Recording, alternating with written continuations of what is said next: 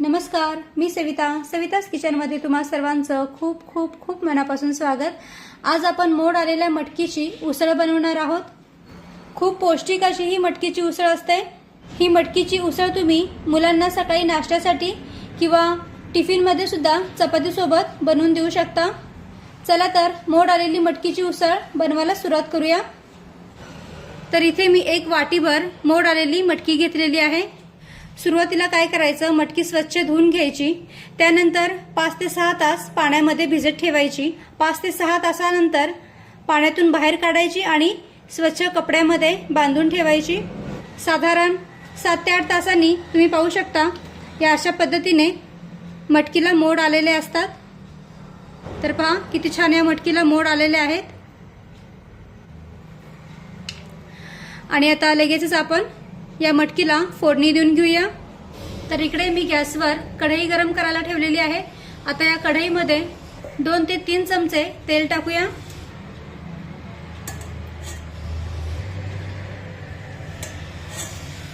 तर मी इथे 2 चमचे तेल टाकलेलं आहे, कारण मटकी फक्त वाटीभरच आहे।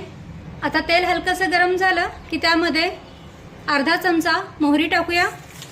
मोहरी छान तडतडली पाहिजे। त्यानंतर अर्धा चमचा जिरे टाकूया।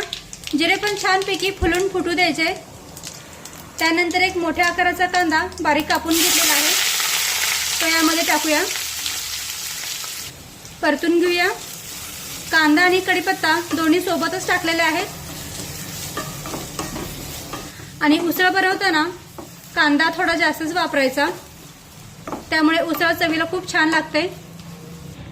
कांद्याला सतत परतत राहायचं, म्हणजे मग तो सगळीकडून व्यवस्थित भाजला जातो। तर पहा इथे आपला कांदा छान मऊ शिजलेला आहे, याचा हलकासा रंग सुद्धा बदललेला आहे। आता यामध्ये 7 ते 8 पाकळ्या ठेचलेला लसूण टाकूया। लसूण सुद्धा परतून घेऊया। तर पहा लसूण सुद्धा मी छानपैकी परतून घेतलेला आहे। आता लसूण परतून झाला की मग यामध्ये एक टोमॅटो बारीक चिरून घेतलेला आहे, तो सुद्धा यामध्ये टाकूया। परतून घेऊया। टोमॅटो सुद्धा छान मऊ होईपर्यंत परतून घ्यायचा आहे।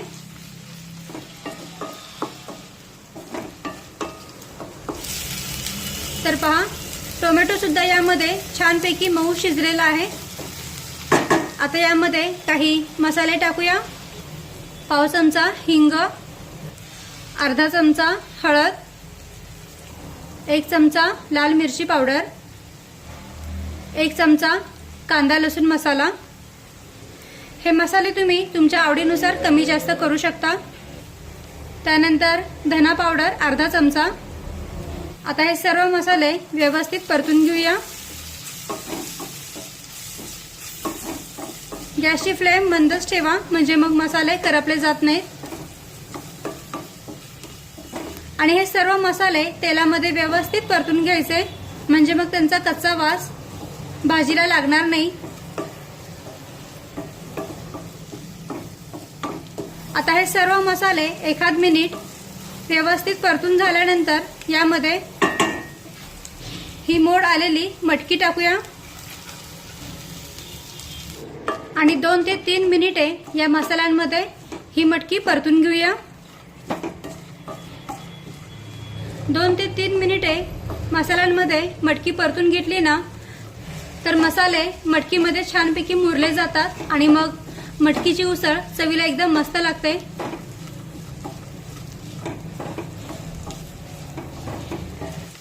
सोबतच चवीनुसार मीठ टाकूया आणि 2 ते 3 मिनिटे ही मटकी या फोडणीमध्ये छानपैकी परतून घेऊया।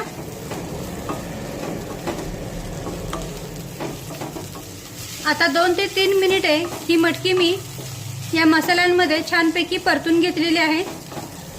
आता लगेचच यामध्ये पाणी नको टाकायला। सुरुवातीला मटकी आपण वाफून घेऊया। तर कढईवर ताट ठेवूया आणि या ताटामध्ये थोडंसं पाणी टाकूया आणि मंद आचेवर ही मटकी 2 ते 3 मिनिटे वाफून घेऊया। आणि आता 2 ते 3 मिनिटे झालेले आहेत. कढईवरचं आपण ताट बाजूला सरकूया.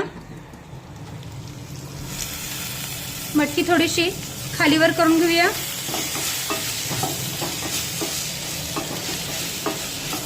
आणि मटकीमध्ये हे ताटातलं गरम पाणी टाकूया.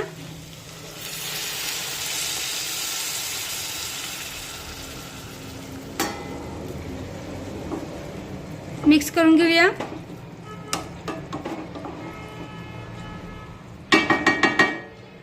आता पुन्हा कढईवर हे ताट ठेवूया, कारण 2 ते 3 मिनिटांमध्ये तर मटकी शिजत नाही. आता आणखीन 3 ते 4 मिनिटे ही मटकी मंद आचेवर शिजून घेऊया. फक्त मधल्या वेळेत काय करायचं, कढईवरचं हे ताट काढायचं, मटकी थोडीशी खालीवर करून घ्यायची, म्हणजे मग मटकी व्यवस्थित शिजली जाते. आणि आता 5 ते 6 मिनिटे झालेली आहेत. कढईवरचं आपण झाकण काढूया. मधल्या वेळेत सुद्धा ही मटकी मी उलटण्याने हलवून घेतली होती. पुन्हा एकदा व्यवस्थित हलवून घेते. तर इथे आपली मटकी छानपैकी शिजलेली आहे. हे पहा.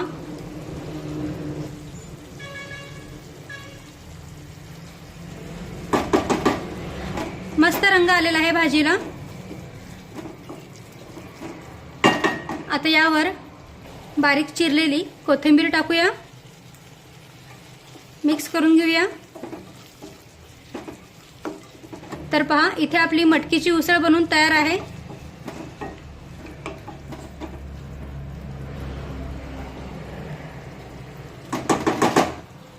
तुम्हाला जर का वाटलं की मटकी आपली अजून शिजलेली नाहीये, तर पुन्हा यामध्ये थोडंसं गरम पाणी टाकायचं आणि मटकी शिजून घ्यायची.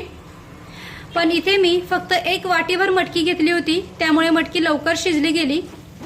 फार वेळ लागला नाही मटकी शिजायला. तर आता गॅस बंद करूया आणि ही मटकी काढून घेऊया.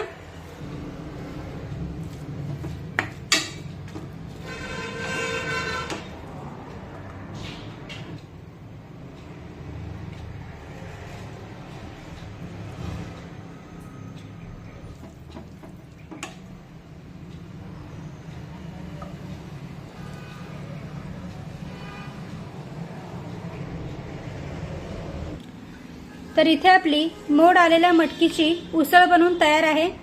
तुम्ही पाहू शकता, एकदम मस्तपैकी ही उसळ बनवून तयार झाली आहे. रंग पण सुरेख आलेला आहे.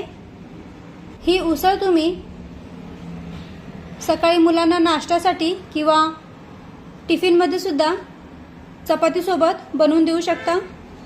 चवीला ही मटकीची उसळ एकदम मस्त लागते. तर तुम्ही सुद्धा अशा पद्धतीने मोड आलेल्या मटकीची उसळ नक्की करून पहा. व्हिडिओ आवडला असेल तर व्हिडिओला प्लीज लाईक करा, शेअर करा आणि सबस्क्राईब करायला विसरू नका. थँक्यू.